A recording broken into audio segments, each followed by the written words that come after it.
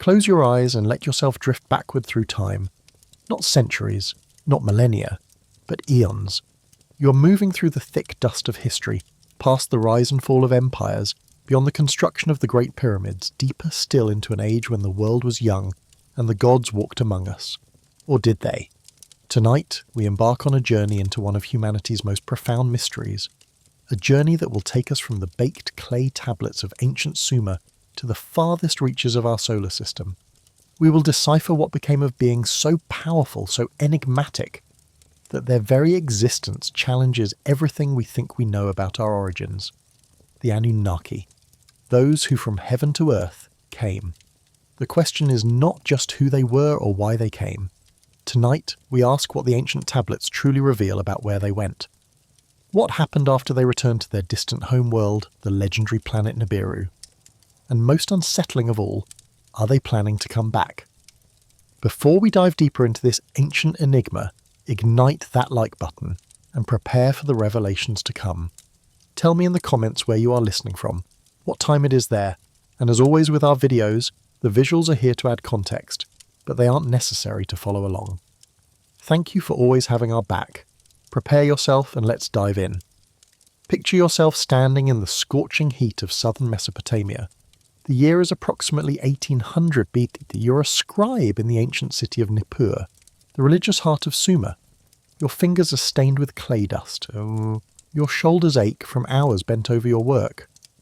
But the tablet before you is not a record of grain shipments or tax collections.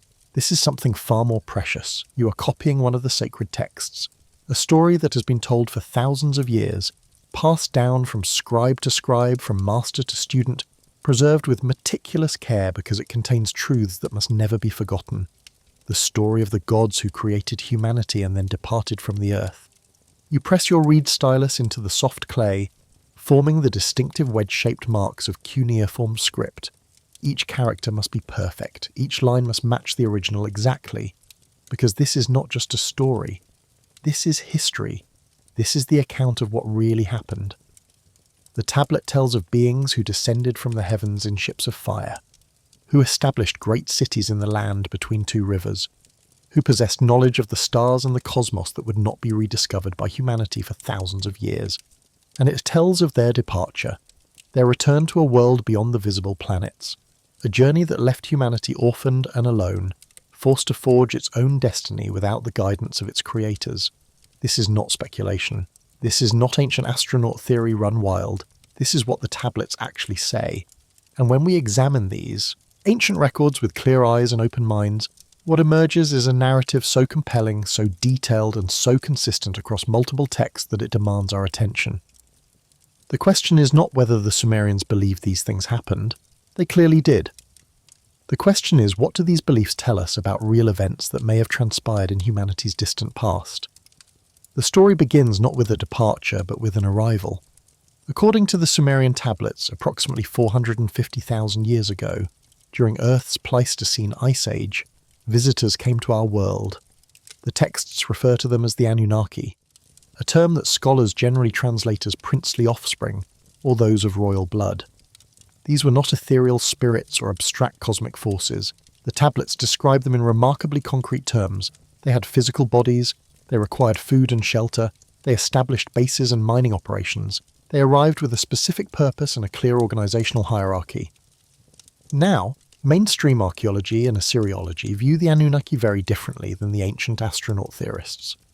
According to established academic consensus, the Anunnaki were simply the principal deities of the Mesopotamian pantheon. The name derives from An, the sky god, and Ki, the earth goddess. They were divine beings, yes, but divine in the mythological sense, not extraterrestrial. They were personifications of natural forces, celestial bodies, and the fundamental powers that governed the cosmos. Enlil controlled the wind and storms. Enki governed the waters and wisdom. Inanna ruled over love and war. They were the gods worshipped in the ziggurats and temples that still dot the Iraqi landscape. This mainstream interpretation is supported by thousands of texts, cylinder seals, and artifacts that depict the Anunnaki in clearly religious contexts. They receive offerings, they issue divine decrees, they participate in mythological narratives about the creation of the world and the ordering of the cosmos. There is no mention in any authenticated Sumerian or Akkadian text of spaceships, mining operations for gold, or genetic engineering. These elements, scholars argue, are modern interpolations. 20th century science fiction themes projected onto ancient religious texts by authors like Zecharia Sitchin, who lacked formal training in ancient Near Eastern languages and archaeology.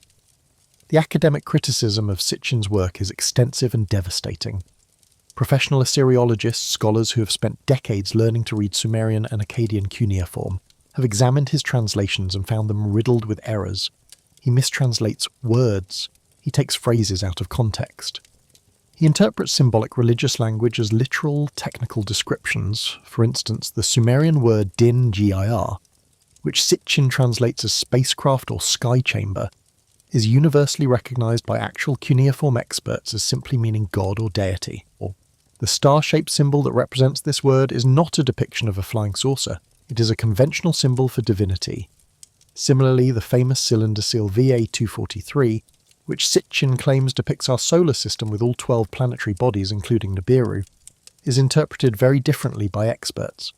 The star surrounded by dots that Sitchin sees as a solar system diagram is identified by archaeologists as the standard depiction of a star, possibly representing the Pleiades star cluster, or simply decorative elements.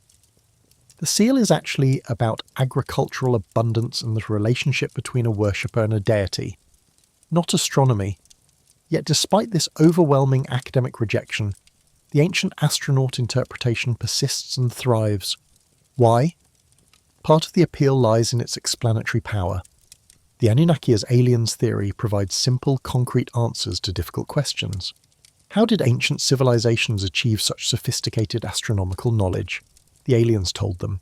How were massive megalithic structures built with primitive tools? The aliens helped or built them directly. Why do myths from around the world share similar themes of sky gods and great floods? Because the Dahae describe real events involving the same extraterrestrial visitors. This narrative is emotionally and intellectually satisfying in a way that academic explanations often are not. It makes us special. It connects us to a cosmic story. It suggests that we are more than just clever apes who evolved by chance on an insignificant rock. We are the children of the stars, created with purpose by advanced beings.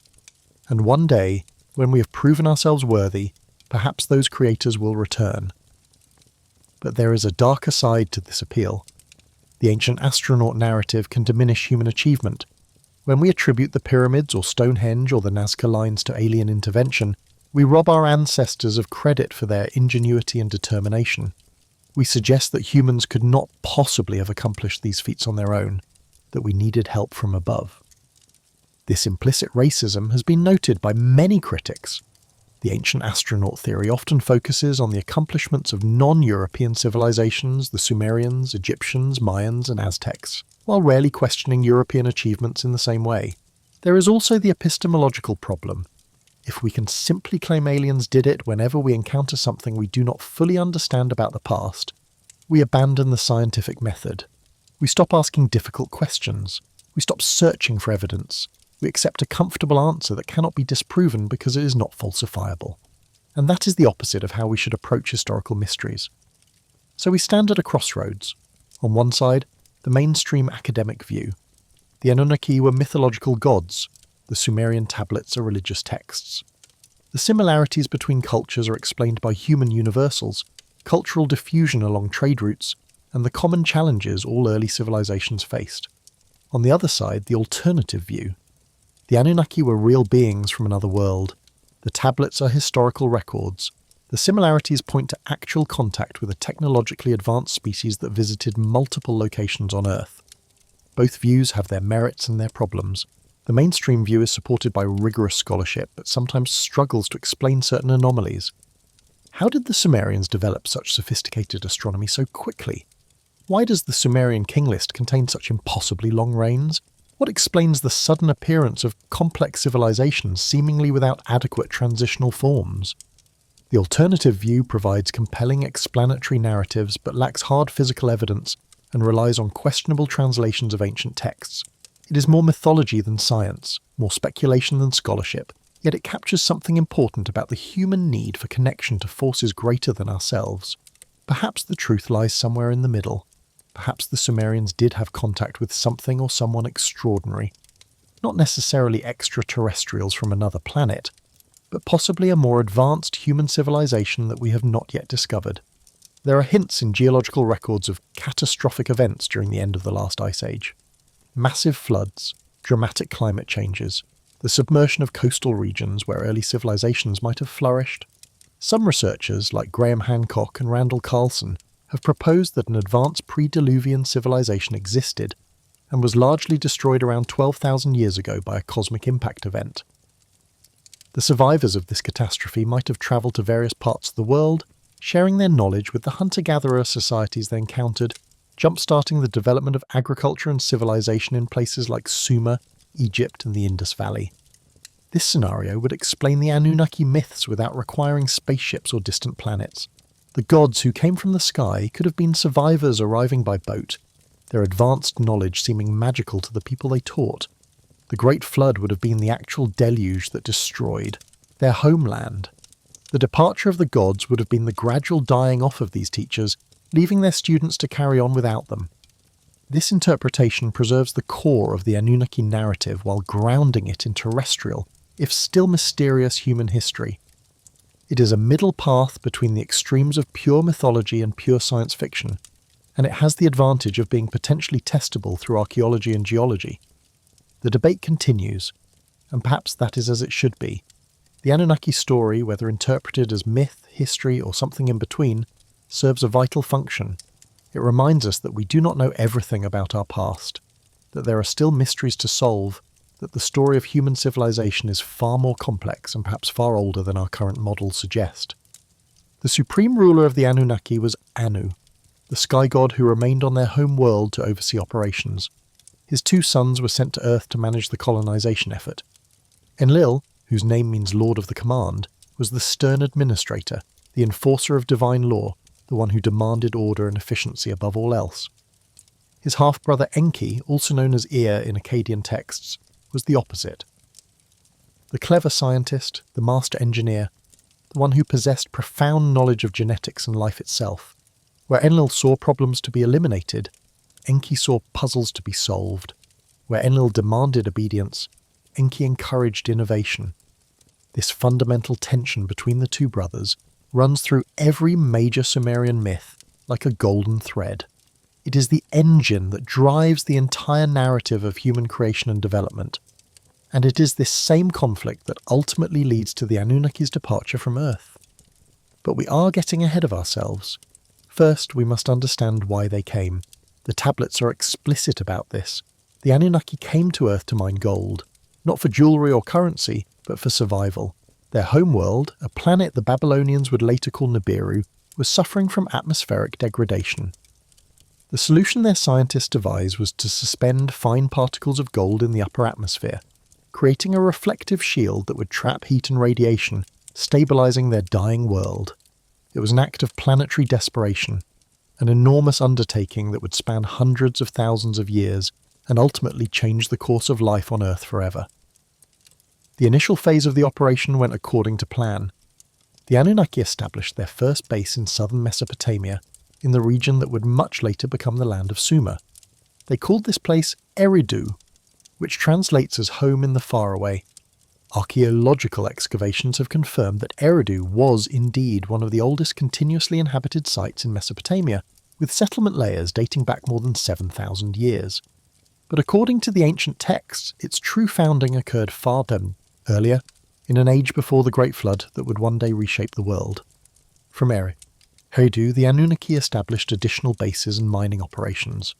The primary extraction sites were located in southeastern Africa, in regions rich with gold deposits.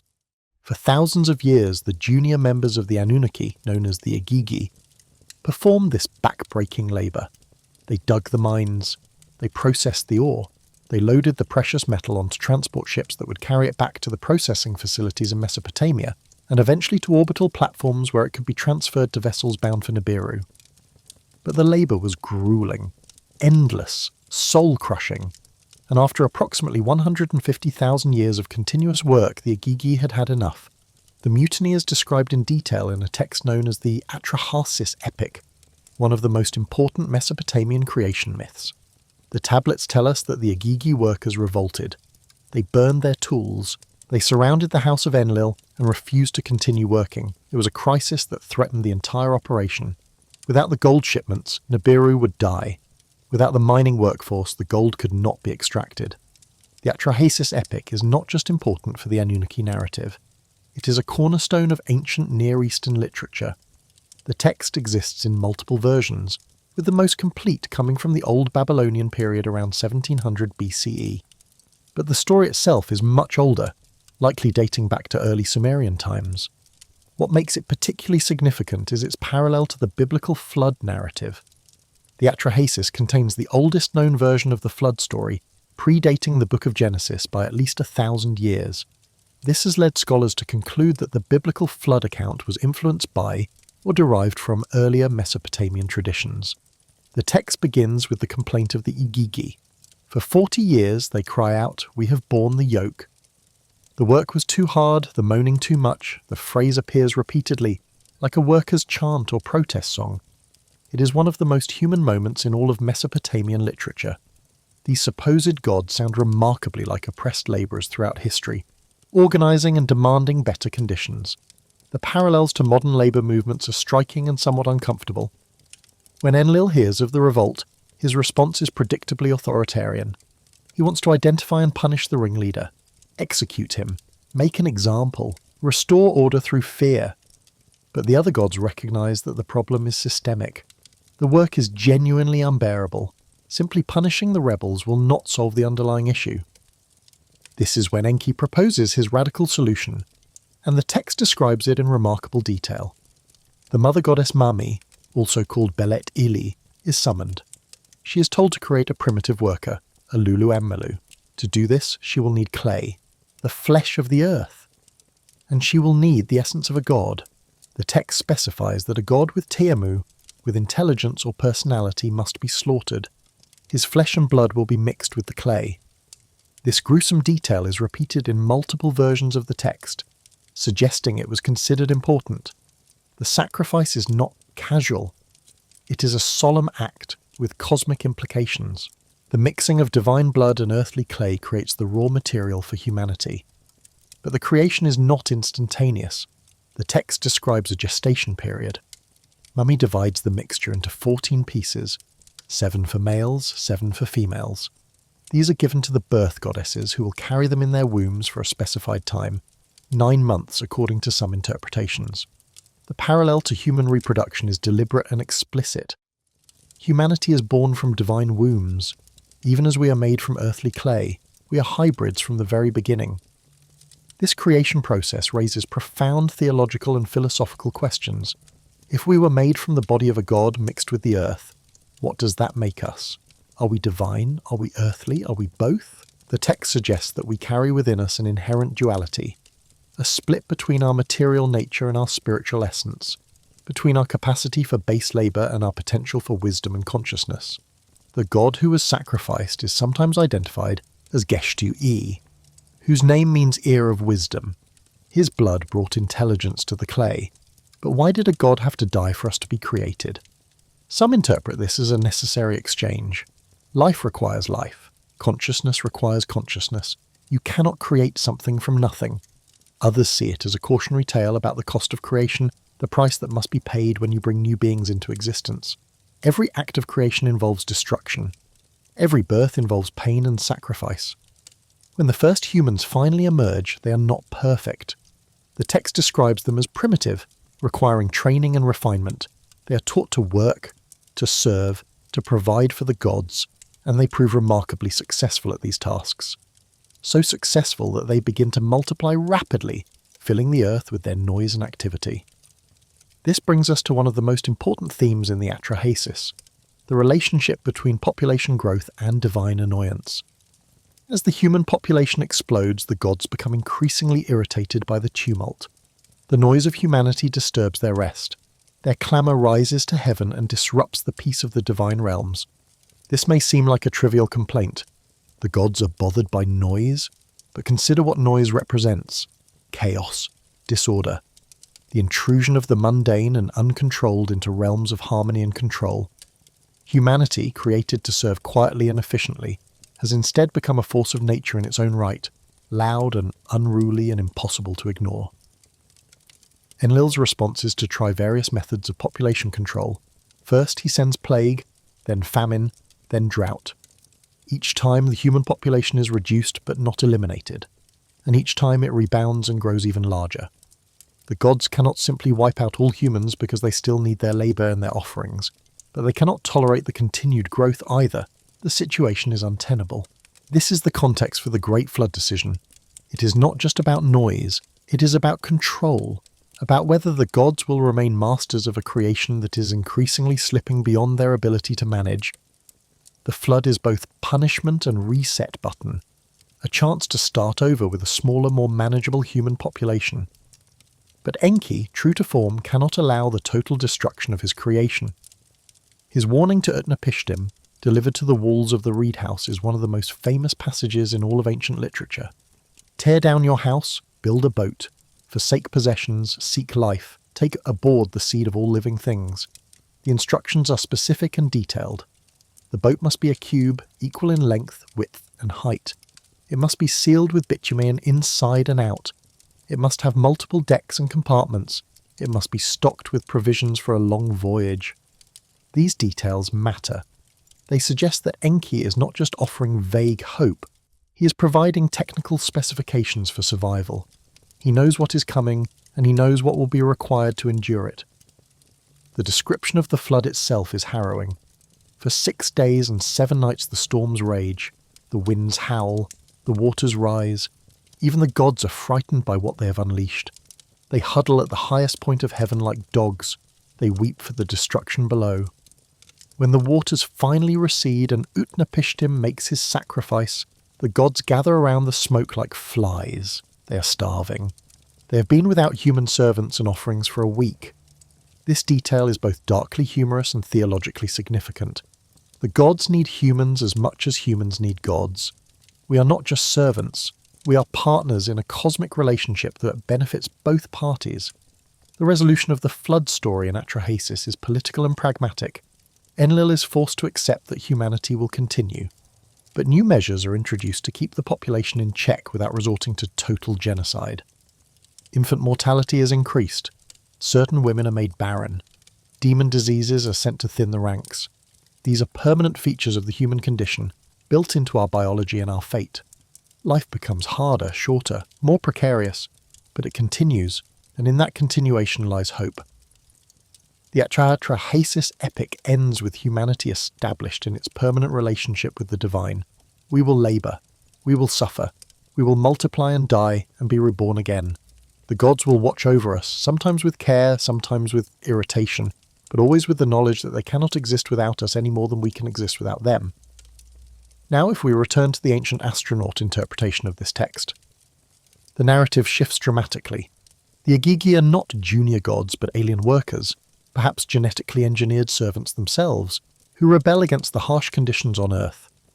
The creation of humanity becomes a genetic, engineering project with the slaughtered god providing DNA samples that are mixed with the genetic material of existing hominids.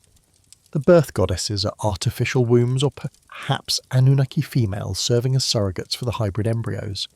The flood becomes either a natural catastrophe that the Anunnaki knew was coming, but chose not to warn humanity about, or possibly even an engineered event designed to eliminate what they saw as a failed experiment. Enki's intervention is an act of conscience, the lone ethical voice among his kind who refuses to participate in genocide. This interpretation transforms the Atrahasis from religious myth to historical record, from theology to biology and genetics, and while it requires us to read advanced technology into texts that never explicitly mention such things, it does provide a framework that makes sense of otherwise puzzling details. Why would gods need workers? Why would they create imperfect beings who cause them problems? Why would they be afraid of their own flood? If we replace gods with advanced extraterrestrials, these questions have more straightforward answers. They needed workers because they were physical beings engaged in physical labour. They created imperfect beings because they were rushing, using available materials and existing life forms as a base. They were afraid of the flood because they too could be harmed by natural disasters, despite their advanced technology, but we must be careful not to lose sight of the original context. The Sumerians and Babylonians who preserved these stories believed they were describing divine actions, not alien biology. Their worldview did not include the concept of extraterrestrial life as we understand it. They believed in a cosmos with 3 levels: the heavens above, where the gods dwelt, the earth in the middle, where humans and animals lived, and the underworld below, the realm of the dead. When they spoke of gods coming from heaven to earth, they meant a vertical descent from a higher spiritual realm, not a horizontal journey across interstellar space. To impose our modern extraterrestrial framework on their ancient religious understanding is to commit a category error, mixing incompatible cosmologies. Enlil's solution was simple and brutal: punish the ringleaders, make an example of a force the others back to work through fear. But Enki proposed something different, something that would change everything.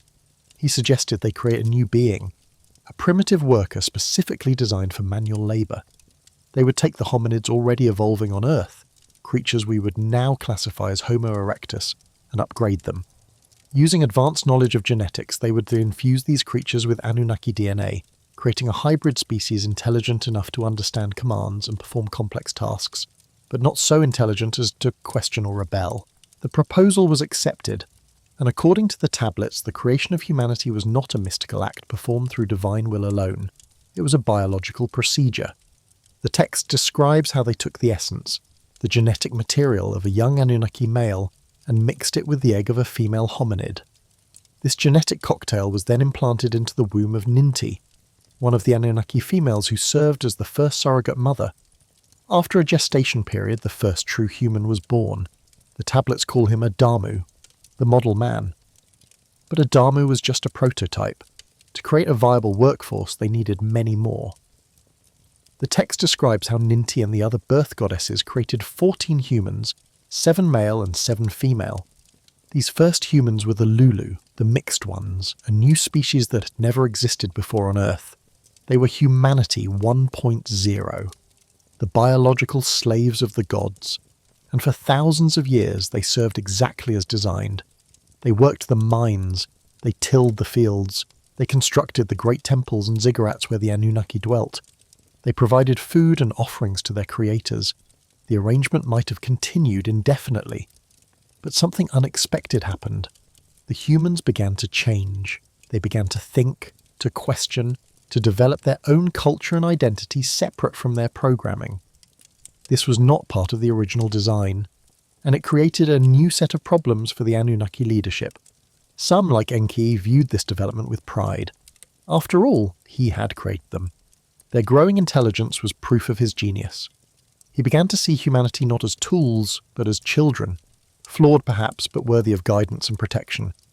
Enlil, however, saw only chaos. The humans were multiplying out of control. They were loud and disruptive. They were straying from their designated purpose. They had become a problem that needed a solution. And when Enlil learned of a coming cataclysm that would devastate the Earth, he saw his opportunity to wipe the slate clean and start over. Or better yet, to eliminate the human experiment entirely. The cataclysm is described in multiple Sumerian and Akkadian texts. The most famous account appears in the 11th tablet of the Epic of Gilgamesh, where the character Utnapishtim recounts the story of the Great Flood. According to this narrative, the gods in council decided that humanity had become too numerous and too noisy. Enlil convinced the other Anunnaki to allow a great deluge to destroy the human race. They would retreat to their orbital platforms and watch from safety as the waters cleansed the Earth. But Enki, bound by oath not to warn humanity directly, found a loophole. He went to the reed hut of a righteous man named Utnapishtim, the Sumerian equivalent of Noah, and spoke not to the man but to the walls of the house, knowing full well that Utnapishtim was listening on the other side. He described in technical detail how to construct a massive boat, how to seal it with bitumen, how to bring aboard his family and the seed of all living things. It was a clear act of defiance against Enlil's genocidal plan. When the flood came, it was catastrophic. The tablets describe it in vivid, terrifying detail.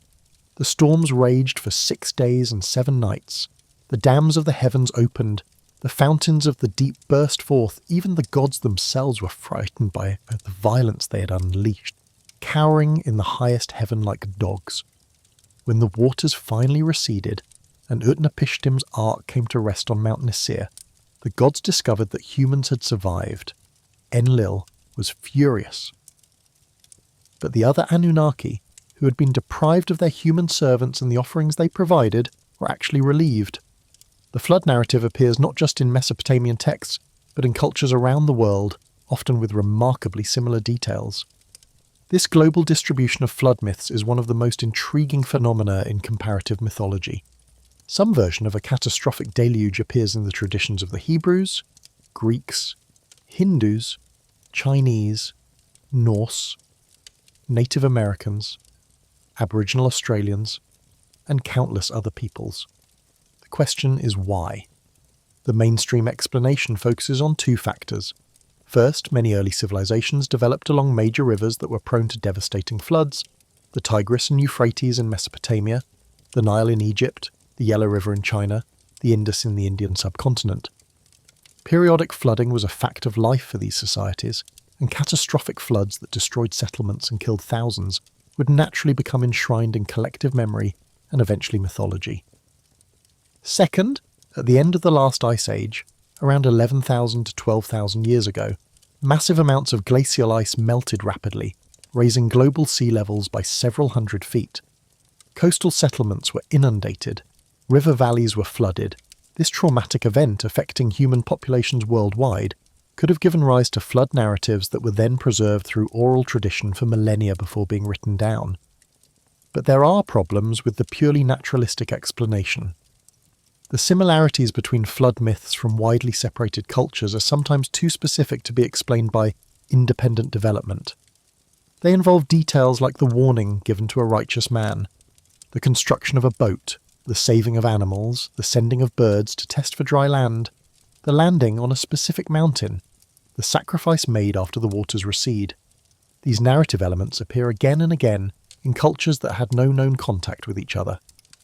In the biblical account from Genesis, Noah receives warning from God, builds an ark according to divine specifications, loads his family and pairs of animals, endures 40 days and nights of rain, sends out a raven and then a dove, lands on Mount Ararat and makes a burnt offering that pleases God.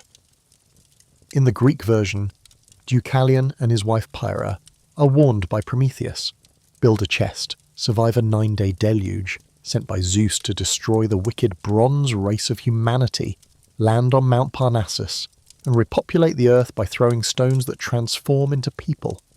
In the Hindu tradition, Manu is warned by Matsya, an avatar of Vishnu in fish form, builds a boat, is towed to safety as the fish grows to enormous size, lands on a Himalayan peak, and becomes the progenitor of a new humanity. In Aztec mythology, the fourth sun, the Age of Water, ended when the goddess Chalchiuhtlicue caused a massive flood, but the god Tezcatlipoca warned Tata and Nena to hollow out a log and take refuge with seeds and animals. The parallels are striking. Some scholars explain them through diffusion. The story originated in one place, probably Mesopotamia given the antiquity of the text there, and spread to other cultures through trade, migration and cultural exchange. As the story travelled, it was adapted to fit local geography, deities and values, but retained its core structure.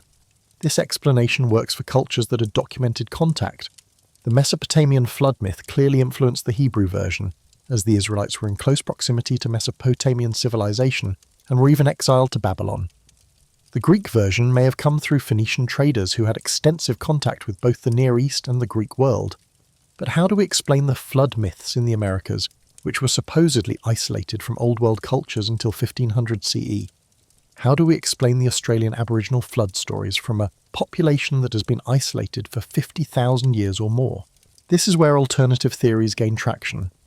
If the flood myths describe a real global catastrophe rather than localized river floods or gradual sea level rise, then we would expect to find similar stories everywhere humans lived. And if this catastrophe involved contact with an advanced civilization, either terrestrial or extraterrestrial, that would explain the specific details about warnings, boat building, the preservation of knowledge. The Anunnaki interpretation suggests that the flood was triggered by the passage of Nibiru through the inner solar system, creating gravitational tides that destabilized Earth's crust and caused massive tsunami and flooding. The Anunnaki, knowing this was coming, retreated to orbital platforms for safety. Enki, acting against orders, warned select humans and provided them with technology or knowledge sufficient to survive. After the flood, the Anunnaki returned to Earth and found a drastically reduced human population. They then made contact with survivors in multiple locations, teaching them how to rebuild civilization. These teachings, delivered to different cultures and different contexts, were remembered as divine intervention and eventually codified into the flood myths we see today. This scenario is speculative and lacks hard evidence, but it does provide a unified explanation for the global distribution and specific similarities of flood narratives. An alternative terrestrial explanation, proposed by researchers like Graham Hancock, suggests that the flood myths preserve the memory of an actual global catastrophe, the Younger Dryas impact event, which occurred around 12,800 years ago. According to this theory, one or more comets struck the North American ice sheet, causing rapid melting and sending massive volumes of fresh water into the oceans. This triggered a period of dramatic climate instability known as the Younger Dryas, which lasted about 1,200 years. The impact and subsequent flooding would have destroyed coastal settlements around the world. An advanced maritime civilization, if one existed during this period, would have been particularly vulnerable. Survivors of this civilization, possessing astronomical and architectural knowledge far beyond that of the hunter-gatherer societies of the time, may have travelled to various parts of the world. In places like Mesopotamia, Egypt, Peru, and elsewhere, they taught the local populations how to develop agriculture, build cities, and organise complex societies. These survivors were remembered as gods or culture heroes who came from across the waters, bringing knowledge and warning of catastrophe. This theory has the advantage of being based on actual geological evidence. There is strong scientific support for a major cosmic impact during the Younger Dryas period, including a widespread layer of impact proxies like nanodiamonds, magnetic spherals, and platinum anomalies.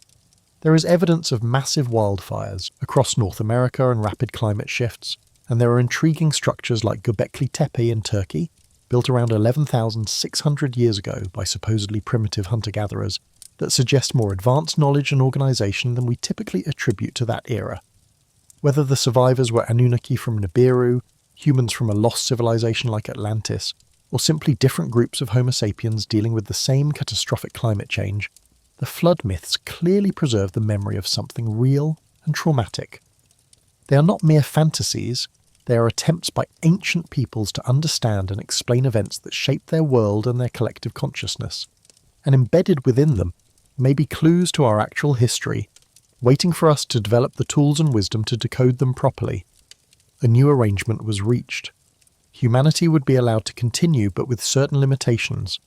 The gods would introduce shorter lifespans, diseases, and natural predators to keep the population in check without resorting to another flood. They would also elevate humanity to a new status. No longer mere slaves, humans would become partners in civilization, capable of self-governance under the watchful guidance of the gods. This is when, according to the tablets, the Anunnaki gave humanity the great gifts of civilization: agriculture, writing, mathematics, astronomy, law, architecture, all the foundational knowledge that would allow Sumer to explode onto the world stage as humanity's first great urban civilization around 3800 BCE. But even as they elevated humanity, the Anunnaki were preparing for something else, a transition that the tablets describe with increasing clarity as we move forward through time. They were preparing to leave. The reasons for the Anunnaki departure are complex and multifaceted. According to researcher Zecharia Sitchin's interpretations of the tablets, multiple factors contributed to their decision to abandon Earth. The first and most practical reason was that their mission was complete. After hundreds of thousands of years of mining operations, they had extracted sufficient gold to stabilize Nibiru's atmosphere. The desperate urgency that had driven them to Earth in the first place had passed. Their home world was saved. The massive infrastructure required to maintain the Earth colony, the mining operations, the processing facilities, the orbital platforms, all of it could now be decommissioned. The second reason was internal conflict. The rivalry between Enki and Enlil had intensified over the millennia, creating factions within the Anunnaki ranks. Some sided with Enki's more benevolent approach to humanity. Others agreed with Enlil's view that humans were a dangerous mistake that had spiraled out of control.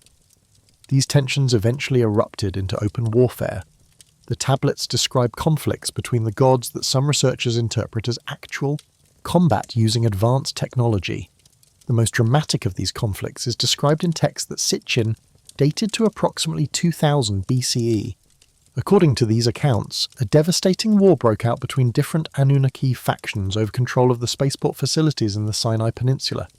The conflict escalated to the point where weapons of mass destruction were deployed.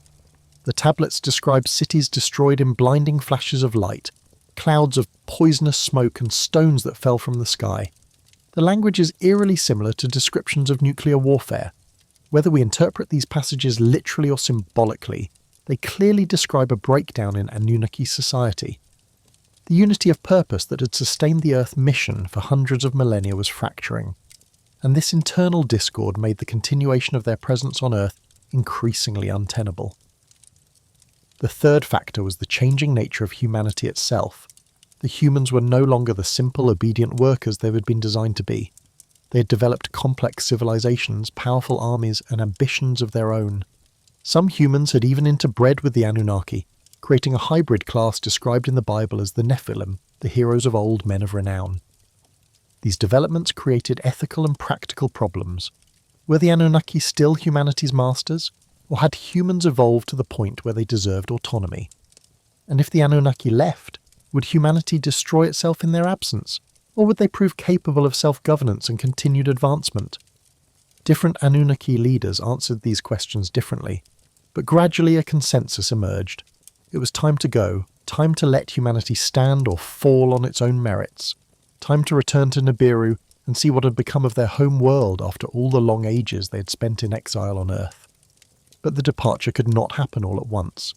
The tablets make it clear that the Anunnaki withdrawal was gradual, taking place over centuries. Some left immediately after the great conflicts. Others remained longer, serving as advisors and teachers to the emerging human civilizations. A few may have stayed even longer, becoming the god-kings and divine rulers described in the mythologies of cultures around the world. The most detailed account of the actual departure process comes from texts analysed by Sitchin in his book The End of Days. These include inscriptions from Harran, a city in what is now eastern Turkey, which describe the departure of the moon god Sin and other deities around 600 BCE. The inscriptions were made by the mother of the last king of Babylon, a woman named Ada Guppi, who witnessed these events firsthand. According to her testimony, the gods did not simply vanish. They departed in vehicles. She describes seeing great lights in the sky, hearing tremendous sounds like thunder, and watching as the divine beings she had worshipped all her life ascended into the heavens and disappeared. Remarkably, these accounts find parallels in the biblical book of Ezekiel, where the prophet describes an eerily similar vision. Ezekiel witnesses what he calls the glory of the Lord departing from Jerusalem in a vehicle he struggles to describe. It has wheels within wheels. It glows with fire. It makes a noise like rushing waters. It ascends into the sky with great power. If we read Ezekiel's account without the lens of theological interpretation, it sounds very much like a man trying to describe advanced technology using the limited vocabulary of his time. Sitchin argued that these eyewitness accounts describe the final stages of the Anunnaki departure. By 600 BCE, the last of them were leaving Earth, returning to Nibiru to rejoin the civilization they had left behind so many eons ago. But where did they go? And more importantly, what happened when they got there? To answer these questions, we must first understand the nature of Nibiru itself. According to Sitchin's interpretation of the tablets, Nibiru is not a normal planet. It follows a highly elliptical orbit that takes 3,600 Earth years to complete. For most of this enormous cycle, Nibiru is in the dark, cold outer reaches of the solar system far beyond Pluto. But every 3,600 years, its orbit brings it sweeping back through the inner solar system, passing between Mars and Jupiter at its closest approach to the Sun. This claim is where mainstream astronomy parts ways most decisively with Sitchin's theories. Astronomers point out that a planet with such an orbit would create massive gravitational perturbations in the orbits of the other planets. These effects would be easily observable and would have been detected long ago. Additionally, such an eccentric orbit would be highly unstable over the 4.5 billion-year lifetime of the solar system. The planet would likely have been ejected into interstellar space or crashed into another body long ago. NASA scientists have been particularly vocal in debunking the Nibiru hypothesis. Dr. David Morrison, a senior scientist at NASA's Astrobiology Institute, has repeatedly stated that there is no evidence whatsoever for the existence of such a planet. All sky infrared surveys like the Wide Field Infrared Survey Explorer have mapped the positions and temperatures of hundreds of millions of objects. If a large planet existed anywhere in the vicinity of our solar system, we would have found it by now, yet the tablets are quite specific in their astronomical descriptions. They describe a solar system with 12 members, counting the Sun, the Moon, and 10 planets including Nibiru. They provide detailed accounts of planetary positions and celestial mechanics that some researchers find surprisingly sophisticated for a civilization that supposedly lacked telescopes.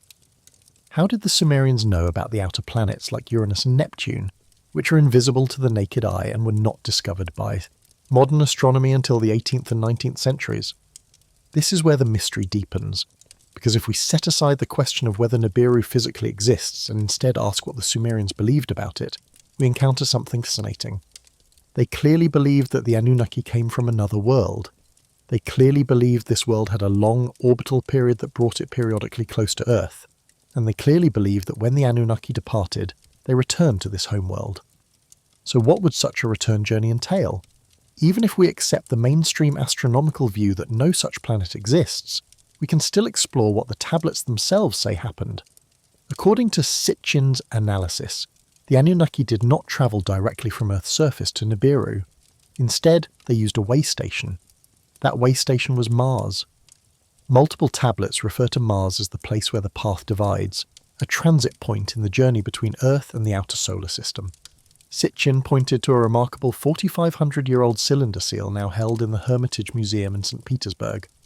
The seal depicts what appears to be a solar system with a large planet surrounded by smaller bodies, and a separate body approaching from outside the system.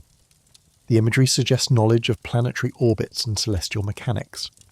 Whether this interpretation is correct remains hotly debated. But what is not debatable is that the ancient Mesopotamians were sophisticated astronomers who tracked planetary movements with remarkable precision. The departure sequence, as Sitchin reconstructed it from various texts, went something like this. The Anunnaki would gather at designated launch facilities, the primary one being located in the Sinai Peninsula. From there, they would ascend in what the tablets call celestial chambers or skyboats. These vehicles would carry them to orbital platforms circling Earth. From the orbital platforms, they would transfer to larger vessels capable of interplanetary travel. These ships would first make the relatively short journey to Mars, where a permanent base had been established. The Mars base served multiple functions. It was a refueling station, a quarantine facility where returning personnel could be screened for Earth diseases, and most importantly, a rendezvous point where the interplanetary ships could wait for Nibiru's approach. Because here is the critical point. If Nibiru truly has a 3,600-year orbit, then it is only accessible for a brief window during its passage through the inner solar system. The rest of the time, it is simply too far away to reach with any reasonable expenditure of fuel and time, so the Anunnaki could not leave Earth whenever they wanted. They had to wait for Nibiru to come to them. This would explain why the departure happened gradually over centuries rather than all at once. Different groups would leave as different orbital windows became available. When Nibiru finally entered the inner solar system, the long-range vessels would depart from Mars, accelerating to intercept the planet on its inbound trajectory. The journey would still take months or even years, but it would be feasible with advanced propulsion technology. And then, finally, after spending potentially tens of thousands of Earth years away from home, the Anunnaki would return to Nibiru, but what would they find when they arrived? This is where the tablets become tantalizingly vague. We have detailed accounts of the Anunnaki's activities on Earth. We have descriptions of their technology, their conflicts, their relationships with humanity, but we have almost no information about life on Nibiru itself. This absence is striking, and it may be deliberate. Perhaps the scribes who recorded these texts simply did not have access to information about Nibiru. After all, they were humans recording stories told to them by the Anunnaki. Stories about Earth and the mission here. Why would the Anunnaki share detailed information about their home world with their servants? It would be like expecting a corporate employee to have intimate knowledge of the CEO's private life. The information simply would not have been shared. Or perhaps the vagueness is strategic. Perhaps the Anunnaki deliberately obscured information about Nibiru to prevent humanity from ever attempting to find or reach it. In this interpretation, The 3,600-year orbital period itself might be disinformation, designed to make Nibiru seem impossibly distant and therefore not worth searching for. What we can infer from the tablets is limited but suggestive. Nibiru is described as a world of great antiquity and advanced civilization. It has cities, temples, and a complex social hierarchy with Anu as the supreme ruler. It has an atmosphere that required gold particles to stabilize it, suggesting some form of environmental crisis. And it has a population capable of mounting enormous interstellar missions that span hundreds of thousands of years. But beyond these basics, we must speculate. When the first Anunnaki returned to Nibiru after the Earth mission, what did they find? Had the civilization continued to advance during their absence? Or had it stagnated or even declined? Were they greeted as heroes who had saved their world? Or as deserters who had abandoned their posts for an impossibly long time? Did the gold they sent back actually solve Nibiru's atmospheric problems?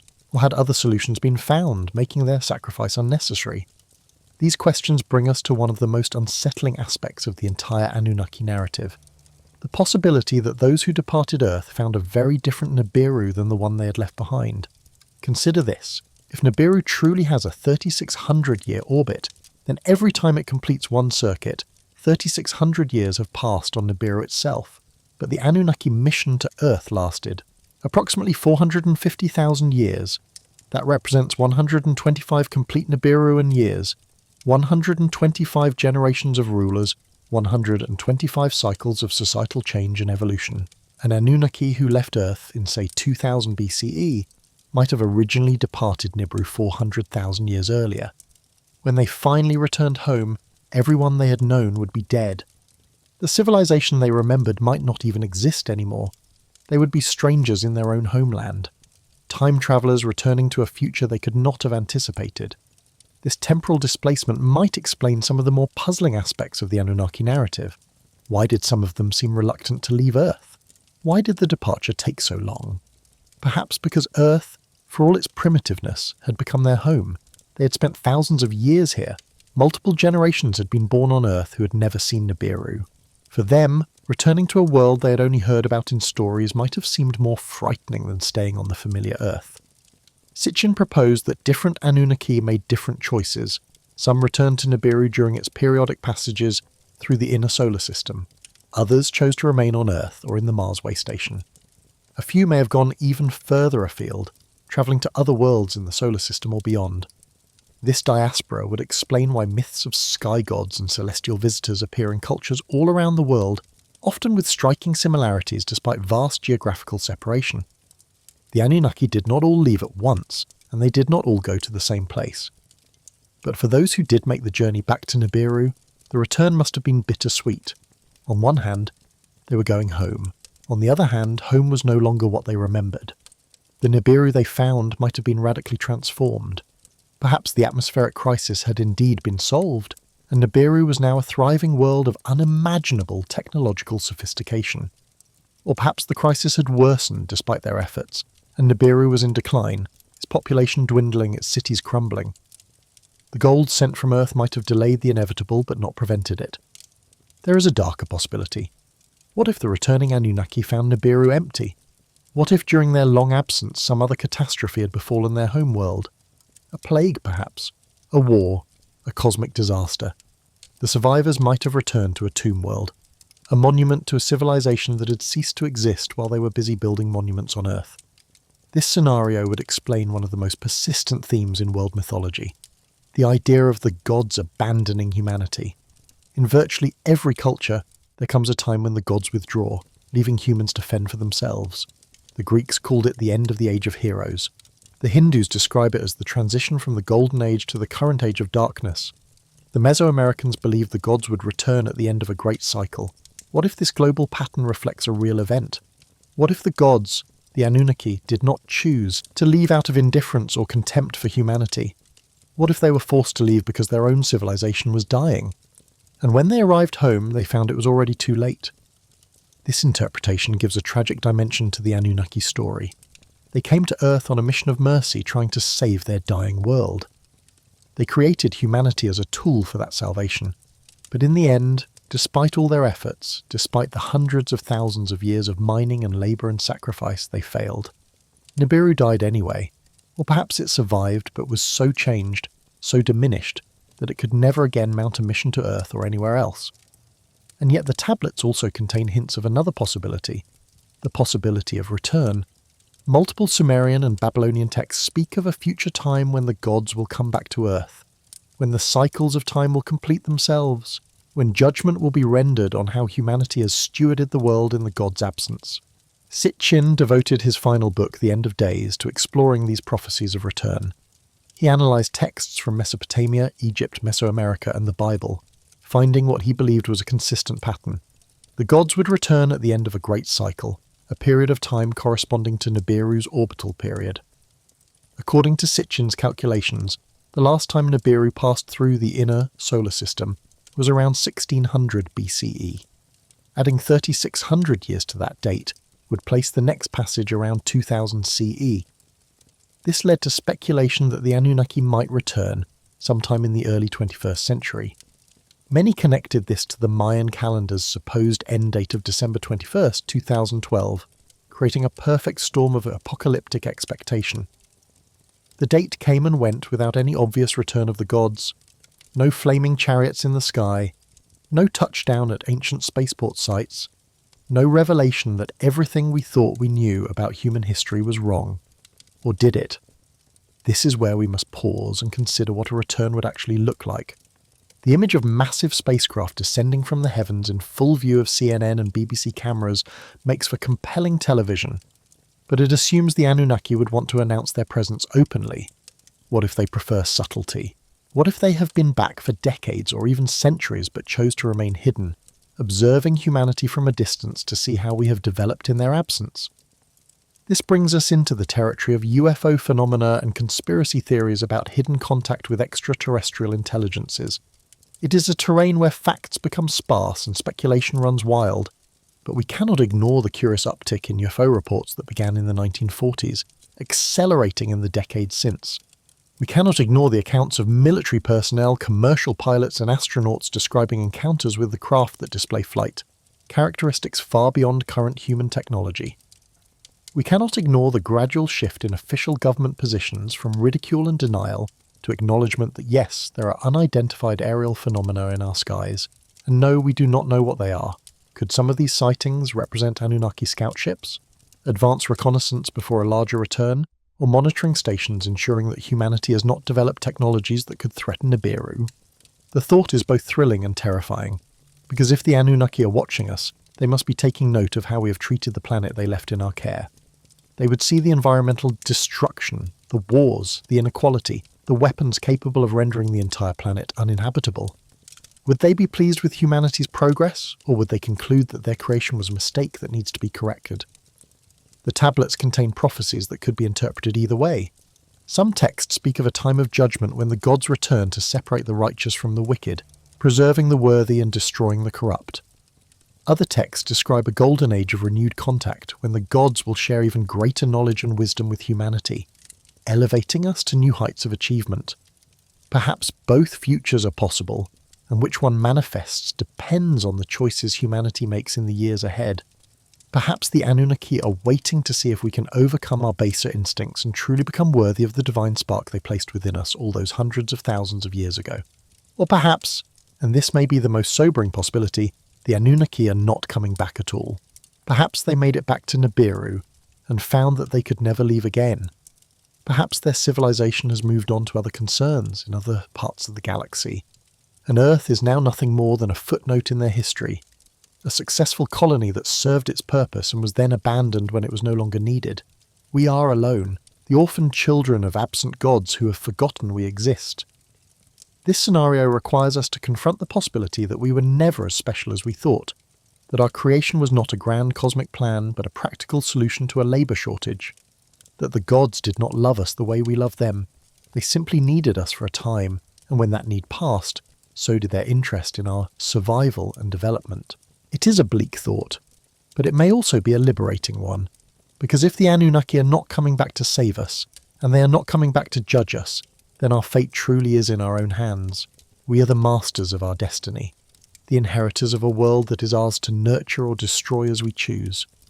There is a beautiful irony in this possibility. The Anunnaki created us to be slaves. Biological machines designed to serve their purposes, but in leaving us alone they inadvertently gave us the greatest gift of all: freedom. The freedom to become whatever we choose to be, to transcend our original programming and forge our own path among the stars. Some researchers have proposed that this was Enki's plan all along, that the clever god who defied Enlil to save humanity from the flood, who gave us knowledge and wisdom even when forbidden to do so, had a longer game in mind.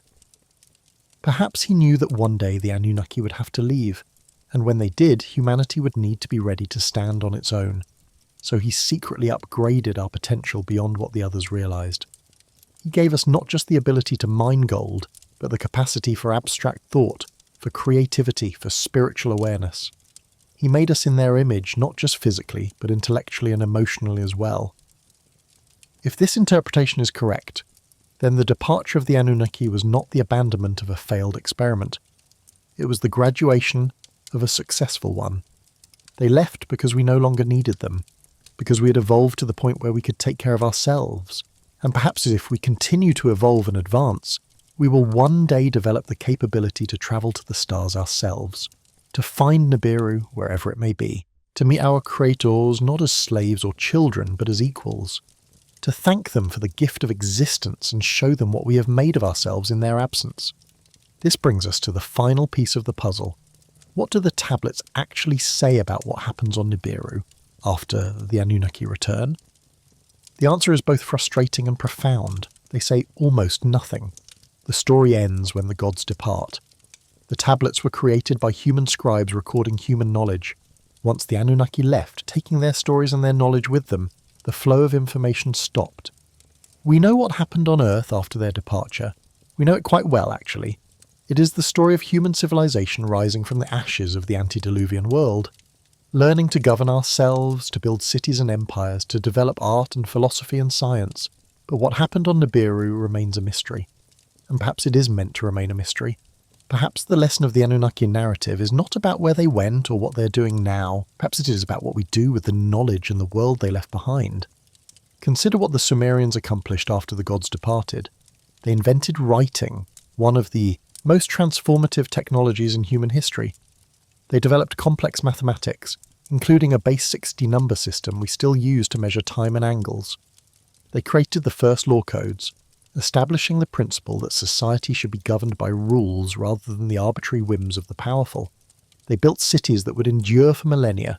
They wrote poetry and literature that still moves us today, more than 4,000 years later. The Epic of Gilgamesh, with its profound meditation on mortality and meaning, remains one of the greatest works of world literature.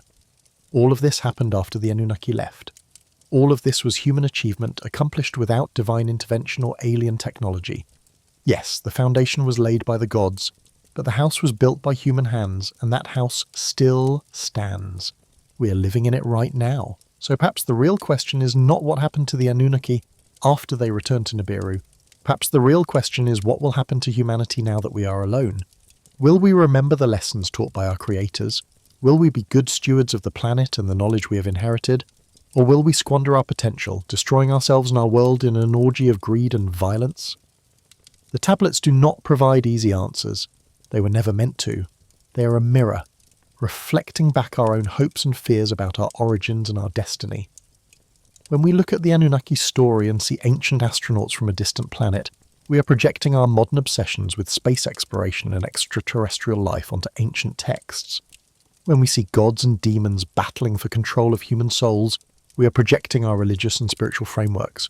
When we see allegories about natural forces and the development of civilization, we are projecting our anthropological and psychological understanding. All of these interpretations contain elements of truth, and none of them is complete. Because the Anunnaki narrative, like all great myths, operates on multiple levels simultaneously.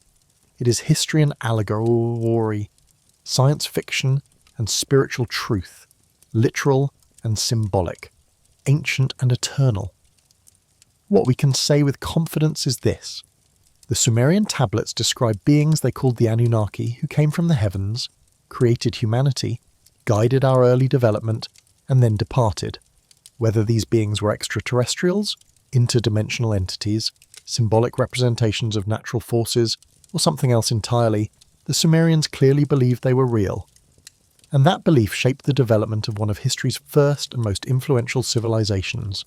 The question of what happened to the Anunnaki after their return to Nibiru may be unanswerable with the evidence currently available. We may need to wait for new archaeological discoveries, new translations of tablets still buried in the sands of Iraq, or perhaps we need to wait for contact, whether that comes in the form of radio signals from deep space or silver ships descending from the clouds. But while we wait, we can honour the legacy they left behind. We can study the wisdom preserved in the ancient texts. We can marvel at the sophistication of Sumerian astronomy and mathematics. We can recognise that whatever the historical truth may be, these stories contain profound insights into the human condition. The Anunnaki narrative reminds us that we are part of a cosmic story much larger than ourselves, that our origins are shrouded in mystery and wonder, that we may have been created for one purpose but evolved to fulfill another, that we are capable of both great nobility and terrible cruelty, that we have been given the gifts of knowledge and free will, and with those gifts comes the responsibility to use them wisely. Perhaps that is the real revelation hidden in the tablets, not the identity of the Anunnaki or the location of Nibiru, but the recognition of our own potential. We are the children of the gods, whether those gods were extraterrestrials, evolutionary processes, or divine forces beyond our comprehension. We carry within us a spark of something greater, and what we do with that spark will determine not just our own fate, but possibly the fate of the cosmos itself. The tablets end where our story begins. The gods have departed, the flood has receded, humanity stands at the threshold of a new age, armed with knowledge and faced with choices. Will we remember our origins and honour them? Will we forget and repeat the mistakes of the past? Or will we transcend both, becoming something new, something that the Anunnaki themselves could never have imagined when they first mixed clay and starlight in the laboratories of Eridu? The answer to that question is being written right now, not in cuneiform on clay tablets, but in the choices we make every day, the technologies we develop, the values we uphold, the way we treat each other and the planet we share. We are all scribes now recording the next chapter of the human story, and when future generations look back at what we wrote, what will they see? Will they see a species that learned from its past and reached for the stars? Or will they see the final tragic chapter of a creation that could not overcome its flaws? The Anunnaki may or may not return, Nibiru may or may not exist, but the story continues, and we are the ones telling it. As you drift back to the present moment, let your mind release its grip on these ancient mysteries. Let the questions float away like dust in the Mesopotamian wind. The ziggurat still stands in your mind's eye, reaching toward a heaven that may hold gods or may hold only stars. The tablets rest in their museum cases, their cuneiform characters still waiting to reveal secrets to those with eyes to see and minds to understand. Perhaps the greatest mystery is not what happened to the Anunnaki. Perhaps it is what will happen to us, the inheritors of their legacy, the children of the gods or the children of chance. Either way, we are here now, we are conscious, we are seeking answers to questions that have echoed through the ages. And in that seeking, in that questioning, in that refusal to accept simple answers to complex mysteries, perhaps we honour the Anunnaki most. Perhaps we prove that their creation, whatever its original purpose, has transcended that purpose and become something worth preserving. The story of the Anunnaki's return to Nibiru may remain forever shrouded in mystery, but the story of humanity's journey is still being written, and that story ultimately is ours to tell. Sleep well, knowing that the mysteries of the past inform the possibilities of the future, and when you wake, perhaps you will look at the sky with new eyes, wondering what secrets it still holds, what revelations still await us among the stars. The Anunnaki may be watching, or they may be long gone, but their legacy endures in every human achievement, every question we ask, every mystery we dare to explore. And so we leave you here, in the silence between past and future, between certainty and wonder. If you have journeyed this far with us, perhaps a gentle like would guide others to these ancient mysteries. Subscribe to continue exploring the hidden corners of our shared history, and in the comments, share your thoughts. Where does the truth lie? Were the Anunnaki visitors from the stars, gods of mythology, or something stranger still? Thank you for walking this path through time with us. Until we meet again in the next great mystery, rest well, and may your dreams be filled with starlight and ancient wonder. Before we fully release our grip on these mysteries, we must confront one final profound question. What does the Anunnaki narrative, whether literal or symbolic, tell us about the human condition? What does it reveal about our deepest hopes and fears? The story of beings from the sky who create us, guide us, and then abandon us is perhaps the ultimate story of parental abandonment. We are orphans in the cosmos, left to figure out our destiny without the guidance of our makers. This resonates deeply because it mirrors a universal human experience. We are all born dependent, requiring years of care and teaching before we can survive on our own. And eventually our parents age, decline and die, leaving us to carry on without them. The Anunnaki narrative is this pattern writ cosmic. Our creators, whoever or whatever they were, are gone. We must now be adults in a universe that offers no instruction manual. But there is also hope in this story, because if we were made by someone, if we carry within us a divine spark or alien DNA, then we are not mere accidents. We have inherent value. We are part of a larger story. And if our creators left because they believed we no longer needed them, then we must possess the capacity to thrive independently. We must have within us everything required to survive, and perhaps even to reach the stars ourselves one day. The Anunnaki departure becomes a graduation rather than an abandonment. They left because we were ready, even if we did not feel ready. This brings us to the modern search for extraterrestrial life. In the decades since Sitchin published his theories, our understanding of the universe has expanded exponentially. We have discovered thousands of exoplanets orbiting other stars. We have found evidence of liquid water on Mars, on the moons of Jupiter and Saturn. We have detected organic molecules in interstellar space. The building blocks of life are everywhere. The universe we now know is not sterile. It teems with potential. If life arose on Earth, it almost certainly arose elsewhere as well. The question is no longer if there is life beyond Earth, but where it is and whether we will ever make contact. The search for intelligent extraterrestrial life, conducted through programs like SETI, the search for extraterrestrial intelligence, has so far yielded no confirmed signals. The universe remains eerily silent. This silence has given rise to the Fermi paradox, named after physicist Enrico Fermi. If the universe is so vast and so old, and if life is so common, then where is everybody? Why haven't we detected alien civilizations? Why haven't they contacted us? One disturbing answer is the Great Filter hypothesis. Perhaps there is some barrier, some challenge that prevents civilizations from reaching the stars. Maybe it is the transition from single-cell to multicellular life.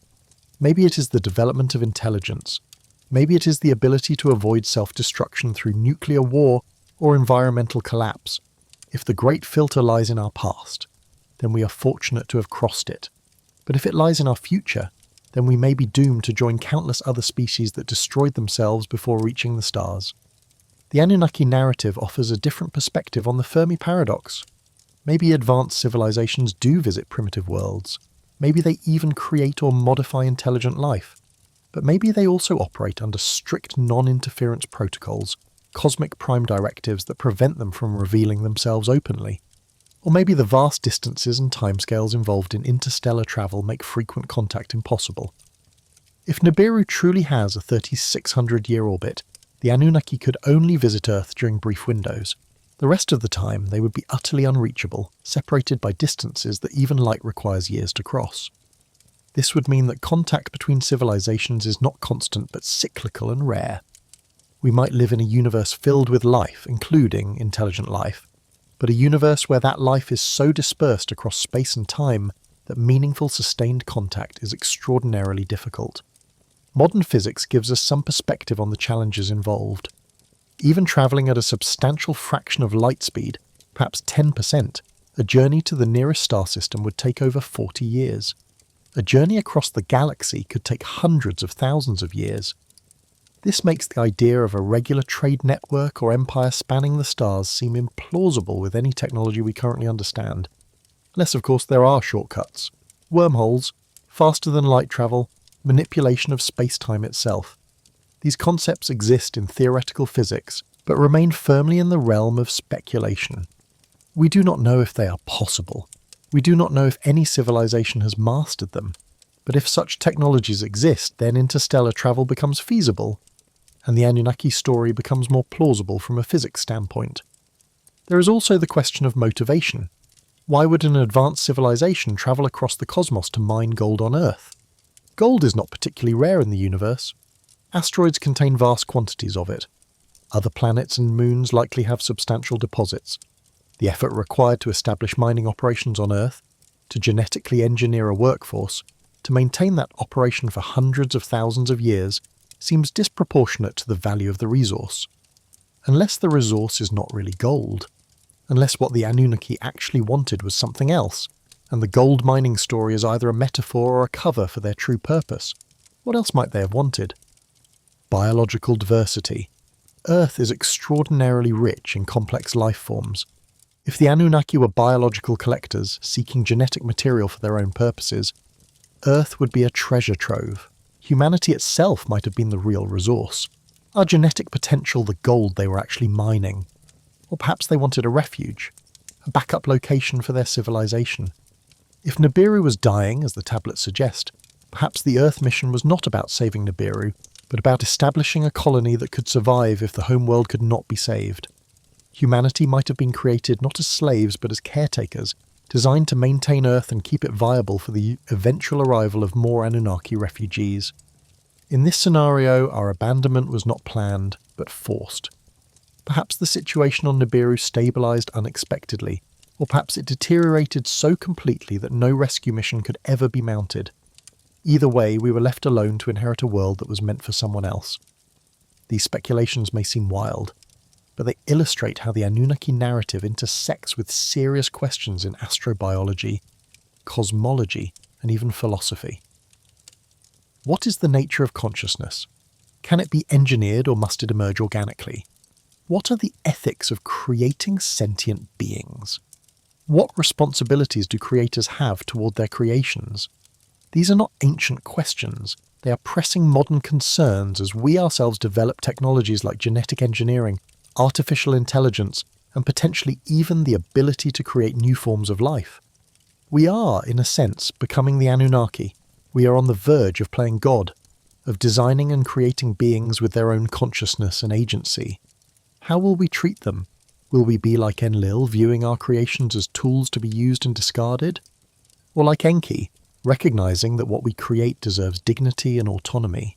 The Anunnaki story warns us about the perils of creation without responsibility. It shows us the chaos that results when creators lose control of their creations, or when their creations evolve beyond their intended purpose. It reminds us that every act of creation is also an act of tremendous moral weight. We may not be able to confirm whether the Anunnaki were real, but the questions they raise are absolutely real and absolutely urgent for our time.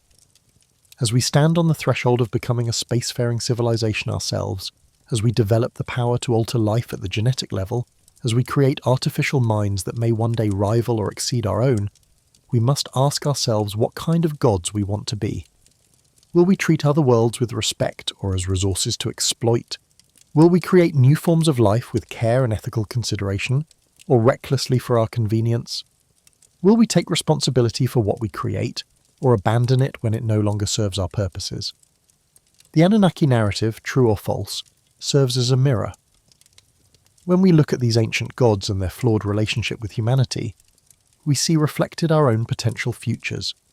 We see the consequences of hubris, of treating conscious beings as mere instruments, of creating, without truly understanding what we have made. And perhaps that is the real revelation hidden in the Sumerian tablets. Not information about ancient aliens or forgotten history, but wisdom about ourselves and the choices we face. We are the inheritors of a profound legacy. Whether it came from the gods or from our own ancestors, we carry within us the capacity for both creation and destruction, for wisdom and folly, for compassion and cruelty. What we do with that inheritance will determine not just our own future, but possibly the future of other beings we have not yet even imagined. The question of what happened to the Anunnaki after they returned to Nibiru may never be answered, but the question of what will happen to us, the children they left behind, is being answered every day through the choices we make. That is the true mystery at the heart of the ancient tablets. Not where the gods went, but where we are going, and whether we will have the wisdom to create better than we were created. To build a world where no being, human or otherwise, is made merely to serve, where consciousness is honoured rather than exploited, where creation is an act of love rather than utility. If we can do that, then perhaps one day, when we reach the stars ourselves, we will finally understand what became of the Anunnaki, not because we find them, but because we will have become them. The cycle complete, the children grown to adulthood, ready to take our place among whatever civilizations might be waiting in the cosmic dark. Or perhaps we will create something entirely new, a civilization that learns from the mistakes of its mythological parents and chooses a different path. That is the hope, that challenge. And that is why these ancient stories still matter, still resonate, still call to us across the millennia. They are not just about the past. They are about the eternal human struggle to understand our place in the universe and to live up to our highest potential.